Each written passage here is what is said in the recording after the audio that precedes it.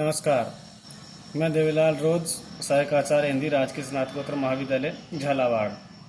आज हम रस के अवयवों के बारे में पढ़ेंगे। पहले हमने विभाव और अनुभाव के बारे में अध्ययन किया था। आज हम इससे आगे पढ़ते हैं। तीसरा नंबर आता है स्थायी भाव का। स्थायी भाव के बारे में मानव हृदय में वासना रूप में स्थित मूल भाव स्थायी भाव कहलाते हैं। ये भाव चित्त में स्थायी रूप से स्थिर रहते हैं, जिन्हें कोई भी विरोधी अथवा अविरोधी भाव छिपा नहीं सकता। यानी ये अपने आप ही हृदय के अंदर रहते हैं स्थित मनुष्य के, और वो छिपाने से भी छिप नहीं सकते। जब इन स्थायी भावों का संयोग विभाव, अनुभाव और संचारी भावों से होता है तो वे रस रूप में व्यक्त हो जाते हैं। यानी रस निष्पत्ति के लिए स्थायी भाव का होना जरूरी है, और उनका संयोग होता है विभाव, अनुभाव और संचारी भाव। इनके मिलने से ही रस निष्पत्ति होती है। स्थायी भाव की संख्या है वो 9 मानी जाती है। नंबर 1 रति, नंबर 2 हास, नंबर 3 शोक, नंबर 4 उत्साह, नंबर 5 क्रोध, नंबर 6 भय, नंबर 7 जुगुप्सा, नंबर 8 विस्मय, नंबर 9 निर्वेद। स्थायी भाव ही रस का मूल आधार है। इन स्थायी भावों से ही क्रमशः 9 रस निष्पन्न। एक तरफ रस है, दूसरी तरफ उस रस के अंदर स्थित है वो स्थायी भाव। श्रृंगार रस का स्थायी भाव रति, हास्य रस का स्थायी भाव हास, करुण रस का स्थायी भाव शोक, वीर रस का स्थायी भाव उत्साह, रौद्र रस का स्थायी भाव क्रोध, भयानक रस का स्थायी भाव भय, विभत्स रस का स्थायी भाव जुगुप्सा, अद्भुत रस का स्थायी भाव विस्मय और शांत रस का स्थायी भाव निर्वेद। इसी प्रकार वात्सल्य रस का स्थायी भाव वत्सल या वात्सल्य भी माना जाता है। अब आते हैं नंबर 4, अंतिम तत्व है संचारी भाव। इन्हें व्यभिचारी भाव भी कहते हैं। आचार्य भरत मुनि ने अपने ग्रंथ नाट्य शास्त्र में रस निष्पत्ति सूत्र में इन्हें व्यभिचारी भाव कहा है। संचारी का अर्थ है साथ साथ चलना और संचरणशील होना। संचारी भाव स्थायी भावों के सहकारी कारण है। यही उन्हें रसावस्था तक ले जाते हैं और स्वयं बीच में ही लुप्त हो जाते हैं। यानी संचारी भाव आते जाते रहते हैं। ये अंतिम समय तक साथ में नहीं रहते हैं। कभी कोई आता है, कभी कोई आता है, और ये बीच में लुप्त हो जाते हैं।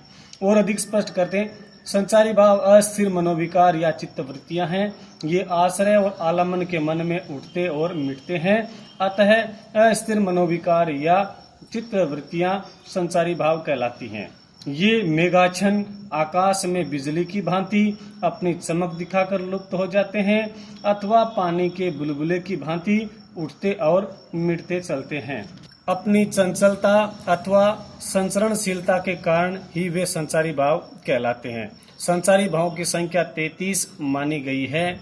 नंबर 1 निर्वेद, नंबर 2 ग्लानि, नंबर 3 शंका, नंबर 4 असूया यानी ईर्ष्या, नंबर 5 मद, नंबर 6 आलस्य, नंबर 7 श्रम, नंबर 8 दैन्य, नंबर 9 चिंता, 10 पर मोह, नंबर 11 स्मृति, नंबर 12 स्वप्न, नंबर 13 धृति, नंबर 14 व्रीड़ा यानी लज्जा, नंबर 15 चपलता, नंबर 16 हर्ष, नंबर 17 विषाद, नंबर 18 पे त्रास, 19 आवेग, 20 में जड़ता, नंबर 21 गर्व, नंबर 22 औत्सुक्य, नंबर 23 निद्रा, नंबर 24 अपस्मार, नंबर 25 विबोध, नंबर 26 अमर्ष यानी क्रोध जैसी स्थिति होना। क्योंकि क्रोध तो उसका वीरस का स्थायी भाव है, इसलिए उसकी जैसी स्थिति को यहाँ अमर्ष कहा गया है। नंबर 27 उग्रता, नंबर 28 अभिता। अभिता का अर्थ ग्लानि यानी लज्जा जैसे भाव आते हैं, उनको छुपाने को ही अभिता कहा गया है। नंबर 29 उन्माद, नंबर 30 व्याधि, नंबर 31 मति, नंबर 32 वितर्क, नंबर 33 मरण। इस प्रकार ये 33 संसारी भाव हैं। इनकी सहायता से ही रस की निष्पत्ति होती है। अब हम इनको एक सारणी के माध्यम से समझ सकते हैं। याद करने के लिए विद्यार्थी इस तरह से बना सकते हैं। सबसे पहले रस हमने बात की थी, रस के स्वरूप, रस की परिभाषा के बारे में। फिर बात करते हैं रस के अंगों के बारे में। तो सबसे पहले आता है विभाव। विभाव यानी कारण, जो रस के कारण होते हैं। ये भी 2 प्रकार का होता है।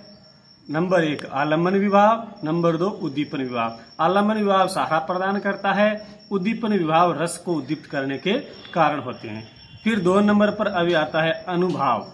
अनुभाव जो भावों के पीछे चलते हैं, यानी शरीर में कौन सा रस निष्पन्न हुआ है या कौन से रस की उत्पत्ति हुई है, ये सारी चीजें हमें अनुभव के द्वारा ही पता चलती हैं। अनुभव 4 प्रकार के माने गए हैं। नंबर 1 कायिक, यानी शारीरिक क्रियाओं से, शरीर से संबंधित। नंबर 2 सात्विक। नंबर 3 वाचिक, यानी वाणी से संबंधित। नंबर 4 आहार्य, यानी सामने वाले आलम्बन आश्रय की नायक नायिका की वेशभूषा संबंधित आता है। इसमें भी सात्विक है वो सत्व गुण के उद्रेक से होते हैं, और सात्विक भावों को भी 8 प्रकार का माना गया है। नंबर 1 स्तंभ, यानी जड़ होना, जड़ जैसी स्थिति होना।